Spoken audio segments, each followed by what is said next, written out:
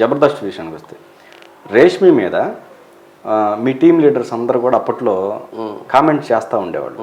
కానీ ఒక్క సుధీర్కి మాత్రమే వాళ్ళిద్దరి మధ్య ఎఫ్ఐఆర్ ఉందని చెప్పేసి వాళ్ళిద్దరిని హైలైట్ అయ్యే విధంగా జరిగాయి.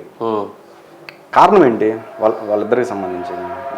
ఏమో కారణాలు ఏముంటాయండి, ఇప్పుడు బాధలు మాయి అంటే నా క్వశ్చన్ ఏంటంటేనండి, రేష్మి మీద మీ టీం లీడర్స్ అందరూ కూడా కామెంట్ చేస్తాను. మరి ఉండదా ఒక్క పిల్ల? ఎవరు లేరు అక్కడ ఒకటి చేయడానికి. కొన్ని అలాంటి పిల్లలు ఇంక ఇద్దరు ఉన్నారు అనుకో, ఆడగుంటలో ఇద్దరు ఉన్నారు అనుకో పక్కనే, పోనీ అటువైపు వెళ్దాము, టిక్కు టిక్కు మీద ఒక్కదే ఉంటుంది అక్కడ స్టేజ్ మీద. ఇక మాకేమో అటు ఇటు పంచులు దొరకపోయినా ఏమైనా మర్చిపోయినా ఇంకెవరు ఉంటారు ఎదురుగా, ఇక అమ్మాయి మీద పడేవాళ్ళు మేము. ఆ అమ్మాయి కూడా పాపం ఏమనుకునేది కాదు, ఏంట్రా మీ ఇష్టం, నాకేంటి వేసేయండి అని అనేది. ఇక మేము ఇంకా కొద్ది రోజులు ఏడుకోవడంలో ఆడుకున్నాం, కొద్ది రోజులు ఈవిడిని, కొద్ది రోజులు అనసూయని, అప్పుడప్పుడు ఇక దిక్శ్వాసన పరిస్థితుల్లో నాగబాబు గారు రోజు అటు సైడ్ కూడా వెళ్ళిపోయేవాళ్ళు మేము. అలాగుండేది.